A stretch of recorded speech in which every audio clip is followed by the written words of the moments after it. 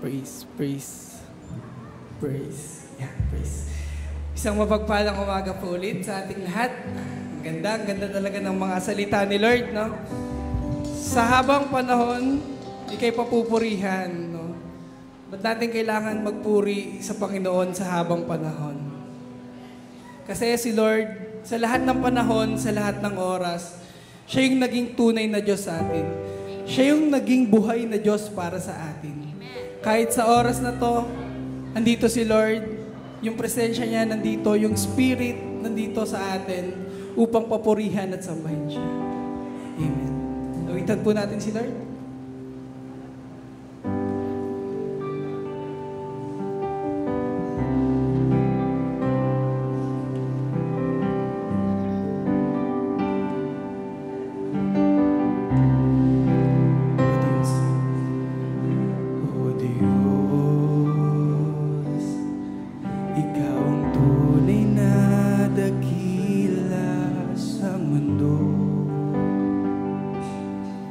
Ikaw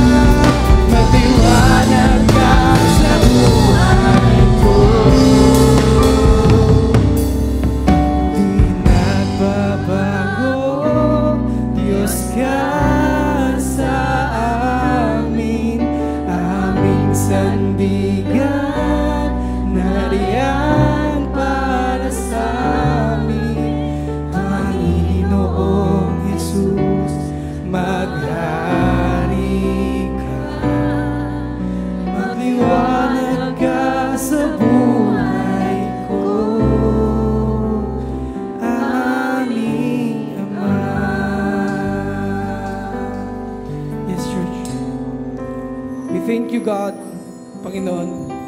Lord, pinapasalamatan ka po namin, Panginoon, sa aming mga buhay, sa pagiging tunay na Diyos, sa pagiging buhay na Diyos sa amin, Panginoon.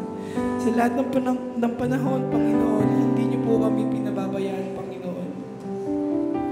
Ikaw po ang tunay na dakilain sa buhay namin, Panginoon, sa araw-araw na pamumuhay namin, Panginoon. Dalangin po namin, Panginoon, na hanggang matapos ang gawain ito ay, Panginoon, ang boses niyo lamang ang marinig at kayo po ang aming makita, Panginoon, sa lahat ng natayo sa pulpito, Panginoon, sa lahat ng aawit, Panginoon, sa lahat ng magbibigay ng pagsambahan, papuri sa inyo, Panginoon. Pagpalain niyo po sila, Panginoon, bigyan ng kalakasan ng loob, Panginoon, upang makayanan ang lahat ng kanilang gawain at pagpanin sa inyo, Iglesia, Panginoon. Lord, sa mga kapatid po namin, Panginoon, na mapunta pa lamang po dito sa ating bahay-sambahan, Panginoon, gabayan niyo po sila, Panginoon, ihatid niyo po sila ng ligtas upang makasama po namin sila sa papuri at pagsamba sa tunay na Diyos na kagaya ng Panginoon. Ito po ang aming dalangin sa pangalan ni Jesus. Amen.